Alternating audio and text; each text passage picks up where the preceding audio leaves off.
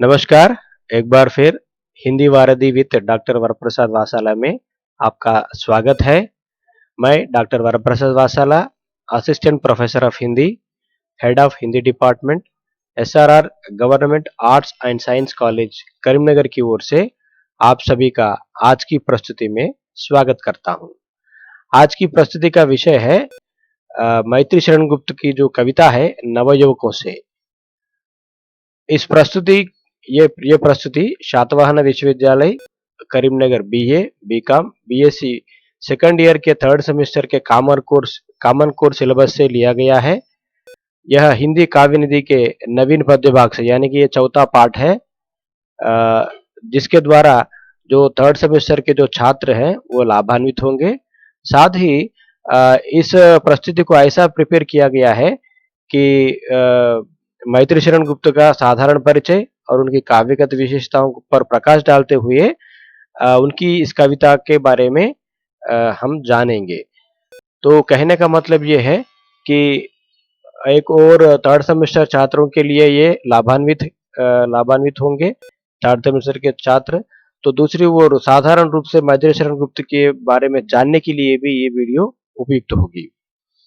आज की प्रस्तुति में जाने से पहले मैं आपको एक बार फिर से याद दिला दूं, अगर आप मेरे चैनल में नए हैं और अभी तक आपने मेरे चैनल को सब्सक्राइब नहीं किया है तो एकेडमिक तौर पर जो भी वीडियो है आप तक पहुंचे, इसके लिए आप सब्सक्राइब करना ना भूलें।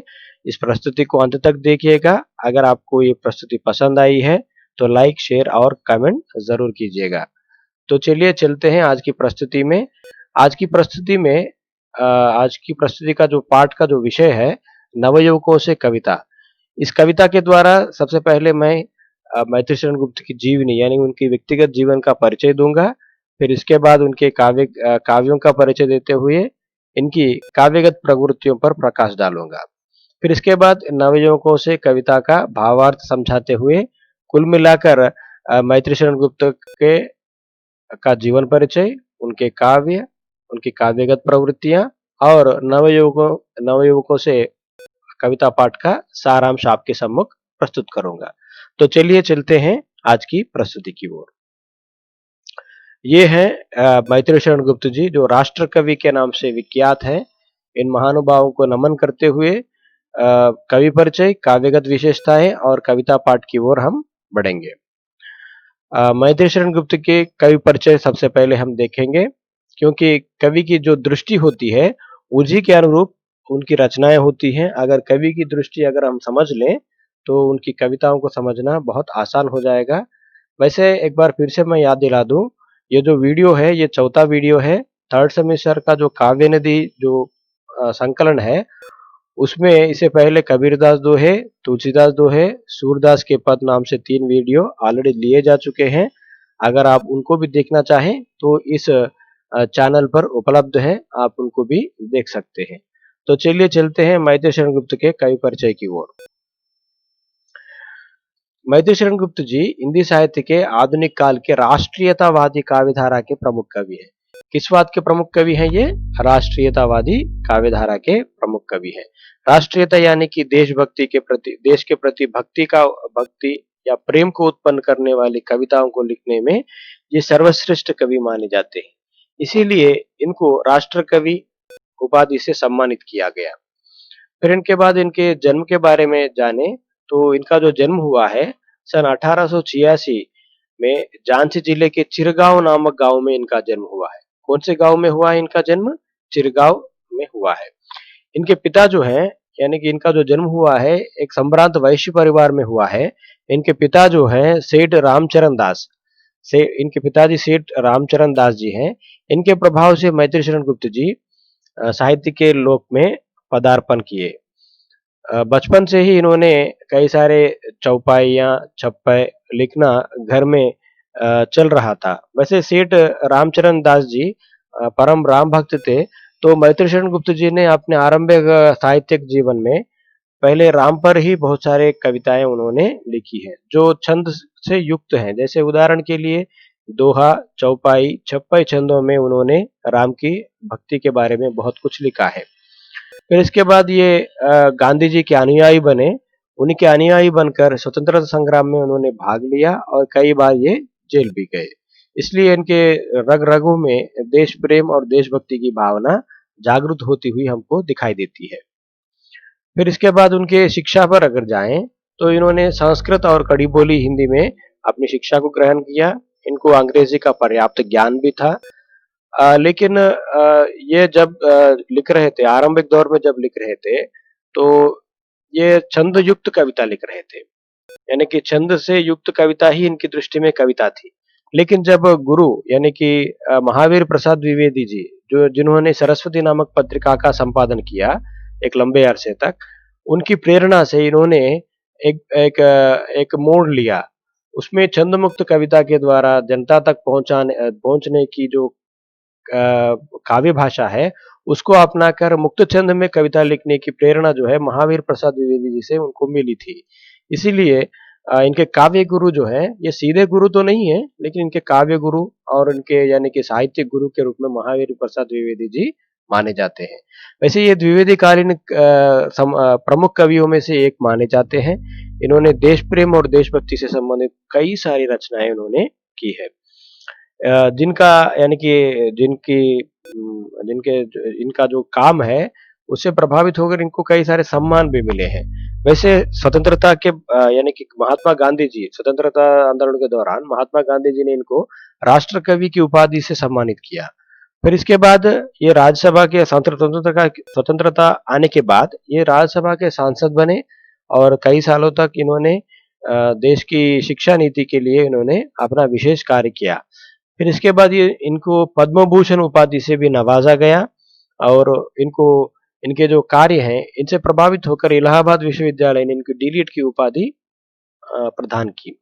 इस तरह से इन्होंने कई सम्मान भी पाए हैं। इनकी जो मृत्यु हुई है 12 दिसंबर 1964 को इनकी मृत्यु हुई है।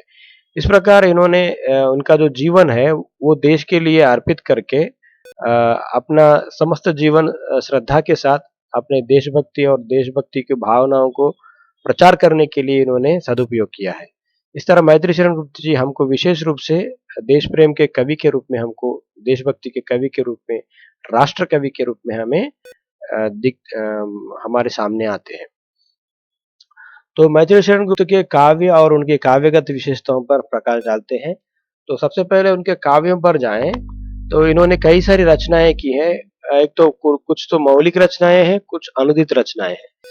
इसमें इनके महत्वपूर्ण रचनाएं हम यहाँ पर देखेंगे। रंग में भंग, जयद्रथ, भारत भारती, साकेत, पंचवटी, यशोधरा, द्वापर, शकुंतला, जय भारत, मेघनाद वध आदि कई सारे यानी कि कई सारे काव्यों की रचना इन्होंने की है। वैसे इन सभी काव्यों में भारत भारती जो जो है इनकी सुप्रसिद्ध काव्य संकलन के रूप में स्वीकार की गई है। फिर इसके बाद इनकी काव्यगत विशेषताओं पर हम जाएं, तो सबसे पहले इनके काव्यों में राष्ट्रीय भावनाओं और देशभक्ति पर अधिक काव्य लेखन किया गया। यानी कि इन्होंने जितना भी लिखा है वह राष्ट्रीय भावनाओं से भरमार हमको दिखाई देता है और देशभक्ति से ओतप्रोत कविता इनकी कविताओं में दिखाई देती है। फिर इसके बाद इन्होंने भारतीय संस्कृति पर बल दिया है। इनकी दृष्टि में भारतीय संस्कृति जो है संपूर्ण जीवन का मार्गदर्शन करने वाली है। इसीलिए भारतीय संस्कृति को अपनाकर उसकी यानी कि उसके प्रचार के लिए एक तरह से इन्होंने अपने रचनाओं को रचा है। इसके बाद ये गांधीवादी विचारधारा से प्रभावित होकर कई सारी कविताएं इन्होंने लिखा है। फिर इसके बाद इन्होंने इतिहास में उपेक्षित नारियों के जीवन का वर्णन किया है। ये एक प्रकार का विशेष प्रकार का इनकी कविताएं हैं, जहां यानी कि कई सारे यानी कि कवि हैं जिन्होंने इतिहास के पुरुषों का वर्णन अधिक किया है, लेकिन इतिहास में उपेक्षित जो नारियां हैं उनके जीवन का वर्णन जो इन्होंने विशेष रूप से किया है, जिसमें नारी की संवेदनाओं का मार्मिक चित्रण किया है। उदाहरण के लिए यशोधरा है, शकुंतला है। इस प्रकार यानी कि जो उपेक्षित नारियां हैं उनके जीवन की जो वेदना है, उनके जीवन की जो मार्मिक संवेदना है उसको प्रस्तुत करने में ये बहुत सक्षम रहे हैं। फिर इसके बाद इनकी कविताओं में प्रकृति प्रेम और मानवीयता का चित्रण भी हमको दिखाई देता है। और इनकी काव्य भाषा को अगर देखा जाए तो इनकी काव्य भाषा के रूप में इन्होंने खड़ी बोली हिंदी का प्रयोग किया है। अभी तक हमने इनका जीवन परिचय यानी व्यक्तिगत जीवन और उनकी काव्यगत विशेषताओं को हमने देखा। अभी हम उनकी कविता नवयुवकों से नामक जो कविता है वह इस प्रस्तुति का केंद्रीय विषय है। इस पर हम जाएंगे। तो चलिए चलते हैं नवयुवकों से कविता को पढ़ने की ओर। सबसे पहले नवयुवकों से कविता में ये क्या क्या कहते हैं? हे नवयुवकों, देश भर की दृष्टि तुम पर ही लगी। हे नवयुवकों, देश भर की दृष्टि तुम पर ही लगी। है जीवन की तुम्ही में ज्योति सबसे जगमगी। मनुज दोगे ना तुम तो कौन देगा योग देशोद्धार में। देखो कहाँ क्या हो रहा है आजकल संसार में। एक बार फिर से रिपीट करता हूँ। हे नवयुवकों, देश भर की दृष्टि तुम पर ही लगी। है जीवन की तुम्ही में ज्योति सबसे जगमगी। मनुज दोगे ना तुम तो कौन देगा योग देशोद्धार में। देखो कहाँ क्या हो रहा है आजकल संसार में। गुप्त जी क्या कहते हैं, एक बार उस पर प्रकाश डालेंगे। इसका भावार्थ हम देखेंगे। गुप्त जी कहते हैं कि हे नवयुवकों, यह देश आपकी ओर देख रहा है, क्योंकि तुम्हारे मन और दिमाग में भव्य प्रकाश का दीप जगमगा रहा है। नवयुवकों से गुप्त जी प्रश्न करते हैं कि अगर ये देश के कल्याण और जनहित में आप सहयोग नहीं देंगे तो कौन देगा। इस संसार में क्या हो रहा है तुम्हें देखना चाहिए। इन सब का मार्गदर्शन करना आप लोगों का प्रथम और परम पवित्र कर्तव्य है। इसलिए देशोद्धार के लिए जाग जाओ। तो कहने का मतलब ये है कि हे नवयुवकों, गुप्त जी कहते हैं कि देश की दृष्टि तुम पर ही लगी है, क्योंकि तुम्हारे अंदर ही एक मन और दिमाग में जो भव्य प्रकाश है तुम्हारे अंदर ही विद्यमान है। यानी कि देश के लिए कुछ कर गुजरने की जो शक्ति है, जो बल है, वो तुम्हारे अंदर ही है। अगर तुम सामने नहीं आओगे, तुम सामने आकर अपने देश का उद्धार नहीं करोगे तो कौन करेगा। वैसे ये जो कविता लिखी गई है, इसका जो संदर्भ है वो स्वतंत्रता संग्राम में, यानी कि देश की जनता को प्रेरित करने के लिए लिखी गई ये कविता है। इसलिए देश के स्वतंत्रता संग्राम में भाग लेने के लिए, यानी कि देश को स्वतंत्रता दिलाने के लिए अगर हे नवयुवक तुम आगे नहीं आओगे तो कौन आएगा, ऐसा वे कह रहे हैं। इसके लिए वे क्या कह रहे हैं कि देश के स्वतंत्रता के लिए लड़ने के लिए सबसे पहले तुमको क्या करना होगा, आजकल संसार में क्या हो रहा है एक बार तुमको देखना होगा। यानी कि संसार भर में, जैसे उदाहरण के लिए साम्यवाद, यानी कि जो कम्युनिस्ट रूप से जो कई सारे क्रांतियां हुई हैं, यानी कि साम्यवादी क्रांतियां हुई हैं, उनको ध्यान में रखकर अपने देश के लिए क्या कर सकते हो तुम, इसको समझने के लिए कवि कह रहे हैं। और साथ में अपने देश के उद्धार के लिए तुम जाग जाओ और अपने देश के लिए सहयोग करो, ऐसा ये कह रहे हैं। फिर इसके बाद हम जाएंगे दूसरे पद्य भाग में। तो इसमें ये क्या कहते हैं, जो कुछ पढ़ो तुम, जो कुछ पढ़ो तुम कार्य में भी साथ ही परिणत करो। सब भक्तवर प्रहलाद की निम्नोक्ति को मन में धरो। कौमार में ही भागवत धर्माचरण कर लो यहाँ। नर जन्म दुर्लभ और वो भी अधिक रहता है कहाँ। एक बार फिर से रिपीट करता हूँ। जो कुछ पढ़ो तुम कार्य में भी साथ ही परिणत करो। सब भक्तवर प्रहलाद की निम्नोक्ति को मन में धरो। कौमार में ही भागवत धर्माचरण कर लो यहाँ। नर जन्म दुर्लभ और वो भी अधिक रहता है कहाँ। तो गुप्त जी आगे क्या कह रहे हैं, देखते हैं इसका भावार्थ।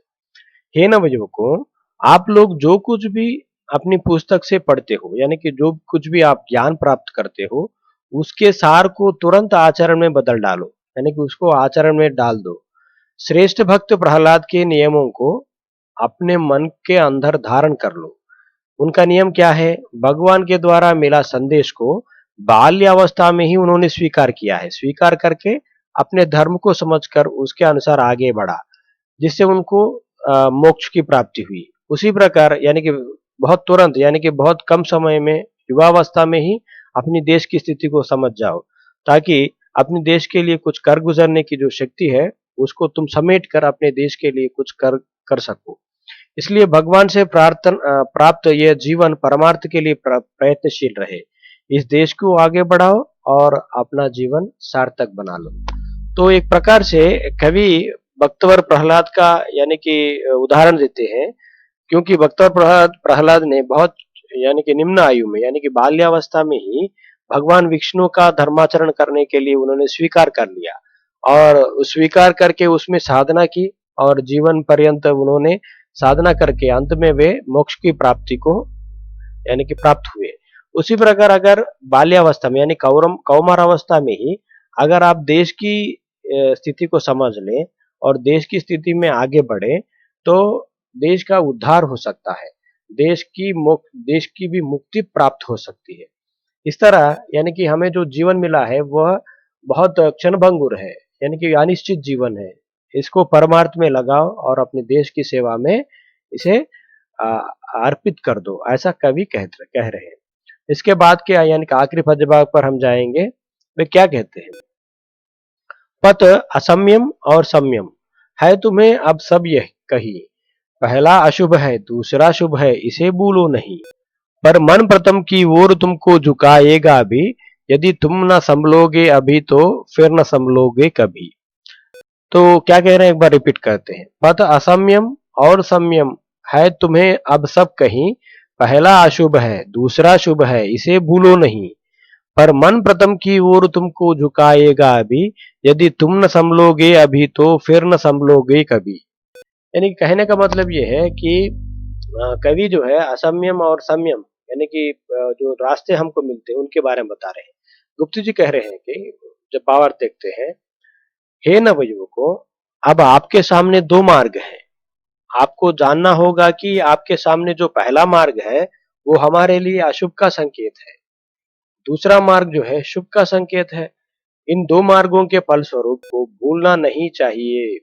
तो कहने का मतलब ये है, कवि कह रहे हैं हमारे सामने दो मार्ग आएंगे। अगर आप निर्णय लेकर आगे बढ़ना चाहें तो हर चीज के लिए, हर निर्णय के लिए दो मार्ग आपके सामने होंगे। एक तो लचीला होगा, एक तो कठिन होगा। एक तो अच्छा होगा, दूसरा बुरा होगा। तो कहने का मतलब ये है कि वे कहते हैं कि जो लचीला है, जो बुरा है वो सबसे पहले आएगा। वो आपके लिए अशुभ है। इसको समझकर आपको जो कठिन रास्ता है या नहीं तो सत्य मार्ग का रास्ता है, जो अच्छा मार्ग का रास्ता है उसे अपनाओ। यानी कि दूसरा रास्ता जो है वो आपके लिए शुभकर है। इसलिए दोनों के जो फल होते हैं, यानी कि अच्छे मार्ग पर जाएँगे तो अच्छा होगा, बुरे मार्ग पर जाएँगे तो बुरा होगा। तो यानी कि अच्छे मार्ग को अपनाकर दोनों के फल को समझकर तुमको क्या है, अपना सही मार्ग का चयन करना है। फिर भी आपको मन में आपके अशुभ मार्ग की ओर की संकेत देगा। तो वैसे युवावस्था में अशुभ मार्ग का संकेत बार-बार आता है। यानी कि लगता है कि कठिन मार्ग पर हम क्यों जाएँ? हम लचीले मार्ग पर ही क्यों ना जाएँ? हमको क्या है आसान रास्ता अपनाने का जो जो भावना है वो बहुत अंदर से आती है, लेकिन वहीं पर तुमको संभलना होगा। अगर तुम वहाँ पर नहीं संभलोगे तो जीवन पर्यंत कभी संभल नहीं पाओगे। इस तरह से जिससे अगर तुम अशुभ का मार्ग चयन कर लो तो स्वतंत्रता पाने में ये बहुत अनर्थ उत्पन्न करेगा। इसलिए स्वतंत्रता प्राप्ति के लिए दूसरे मार्ग को अपनाओ और अच्छे मार्ग पर आगे बढ़ो, ऐसा कवि कहते हैं। इस तरह से नवयुवकों के सहयोग से देश की स्वतंत्रता की प्राप्ति की आकांक्षा कविवर गुप्त जी करते हैं। इस तरह कविवर गुप्त जी ने नवयुवकों से देश की स्वतंत्रता के लिए, देश की रक्षा के लिए अपना सहयोग देने के लिए, अपनी भागीदारी दिखाने के लिए संदेश देते हैं। तो कुल मिलाकर राष्ट्रकवि मैथिली शरण गुप्त जी की जो ये कविता है वे क्या कहते हैं देखते हैं। राष्ट्रकवि मैथिली शरण गुप्त जी हिंदी साहित्य के आधुनिक काल के राष्ट्रीयतावादी काव्यधारा के प्रमुख कवि हैं। किस बात के? राष्ट्रीयतावादी काव्यधारा के प्रमुख कवि हैं।